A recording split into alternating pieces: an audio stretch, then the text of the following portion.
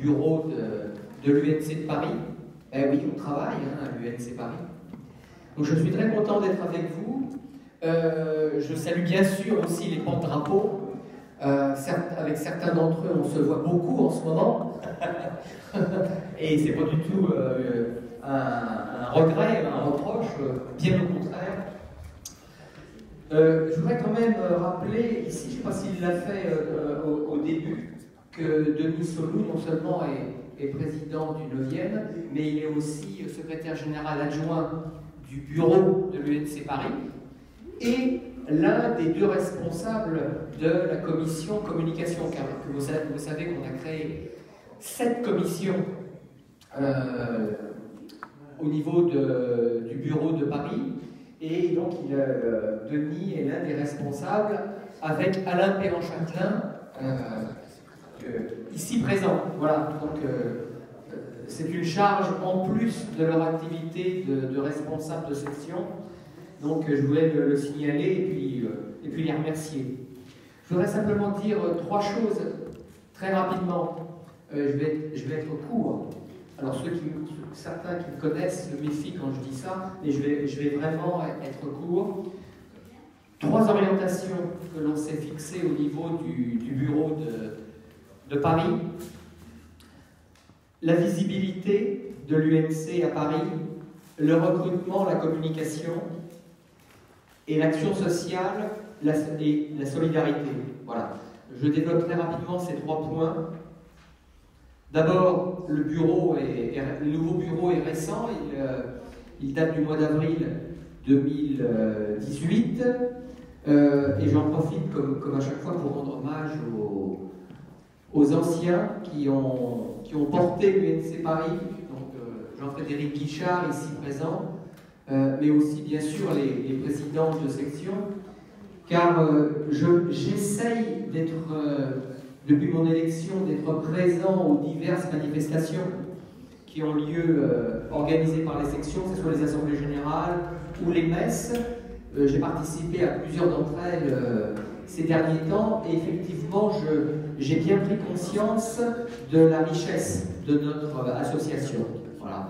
Une richesse par les activités développées dans les différentes sections, que ce soit dans le 9e où il se fait du bon travail, dans le 9e et dans toutes les sections.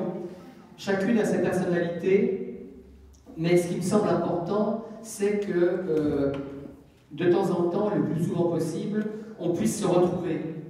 Parce que c'est comme ça qu'on peut vraiment montrer la visibilité de l'UNC à Paris en faisant bloc, en fait. Alors ça peut se matérialiser à l'occasion de voyages en mémoire. Dans Paris, les sections en organisent. Paris, au niveau du bureau, en organise aussi. Que ça soit en 2018, on a commencé par Colombelle et 2 églises. Après-demain, c'est tout proche, donc nous partons à Meaux avec 2 cars, l'un qui part du 6e, l'un qui part du 17e, avec certains de nos amis ici présents là, dans la salle, que ce soit les porte-drapeaux ou bien des responsables de section ou des membres des sections. Alors je signale à toute fin utile qu'il reste encore quelques places. Si certains d'entre vous voulaient se joindre à nous, c'est encore possible. Il faudrait juste venir me voir à la fin de la réunion. Il reste 3 ou 4 places dans le quart du 17e. Donc voilà, c'est encore possible. Alors, et je signale que comme l'année dernière, on a vu beaucoup de demandes pour venir à Colombelle et 2 églises, on n'a pas pu prendre toutes les inscriptions. Donc on renouvelle cette année, le 13 juin, qui est un jeudi 13 juin, nous partirons à nouveau pour une journée à Colombelle et 2 églises. Alors, le rassemblement des sections et des adhérents de Paris, c'est aussi à l'occasion des messes. Alors, beaucoup d'entre vous étaient présents dimanche passé à la cathédrale des Invalides, où nous sommes retrouvés pour une magnifique messe. Je pense que ceux qui étaient là peuvent en témoigner. Nous étions nombreux, plus d'une centaine, 30 porte-drapeaux. Évidemment, grâce à l'appui de l'association des jeunes porte-drapeaux d'Île-de-France, du président Philippe Wolf ici, mais aussi les anciens, toujours fidèles au poste. Donc on a eu une très belle messe. C'est aussi à l'occasion des ravivages de la flamme. On a renoué avec une tradition. L'UNC Paris a fait un premier ravivage de la flamme le 29 octobre 2018. Il y en aura un en 2019. Et puis, bien sûr, l'Assemblée Générale qui aura lieu le 18 mai prochain à l'école militaire. Voilà. Donc il y aura les documents qui seront bien sûr envoyés. Bon, c'est vrai que pour la messe et puis l'Assemblée Générale, l'UNC Paris a organisé ces deux manifestations, mais évidemment, nous en avons parlé, nous reviendrons aussi régulièrement à l'organisation des messes départementales et des assemblées générales par les sections. On pense alterner en fait pour l'organisation. Ça c'est le premier point, la visibilité. Alors j'ajoute que pour ces voyages de mémoire, systématiquement nous partons avec des classes. C'était le cas à Colombey et les Églises, ça va être le cas à Meaux. Je sais que les sections, notamment 19e, qui organise sa sortie annuelle, ainsi d'ailleurs que la section du 16e invite une classe à venir participer au voyage. C'est très important pour la transmission de la mémoire. Parce que nous avons à l'UNC, nous avons ce rôle, bien sûr, des commémorations, mais aussi de diffuser les valeurs et les idées qui nous sont chères, en particulier le patriotisme. Il faut que nous soyons là aussi pour faire partager ces valeurs auxquelles on croit. Ça, c'est le premier point. Deuxième point, c'est le recrutement et la communication. Alors, vous savez que le recrutement est vital, la communication aussi, les deux sont liés. Pour cela, nous avons des instruments à notre disposition. Denis Solou a rappelé tout à l'heure que Paris a acquis l'exposition des OPEX, donc 27 panneaux. Il y en a quelques-uns qui sont là. L'exposition a été présentée à la mairie du 17e il y a 2 ans. Elle est à disposition des sections. Il faut vraiment que cette exposition OPEX fasse le tour de Paris. Voilà. Section après section, arrondissement après arrondissement. Alors c'est le cas bientôt dans le 15e. Je ne sais pas si j'ai vu Jean-Marc Thomas, nouveau président, je ne sais pas s'il est reparti. En tout cas, le 15e est sur la liste. Le 6e est également sur la liste. Enfin, vraiment, il faut qu'on utilise au maximum cette exposition qui est l'occasion bien sûr, de parler des OPEX, mais aussi de proposer une conférence, un colloque. Enfin bon, il faut être imaginatif, mais sachez que le bureau de Paris est derrière vous. Voilà, pour cela. Il y a des flyers qui sont, grâce à la commission communication, des flyers qui sont en cours de rédaction, enfin, qui sont déjà bien avancés. Donc il y aura ces instruments-là qui seront à la disposition des sections pour le recrutement, pour faire connaître l'UNC.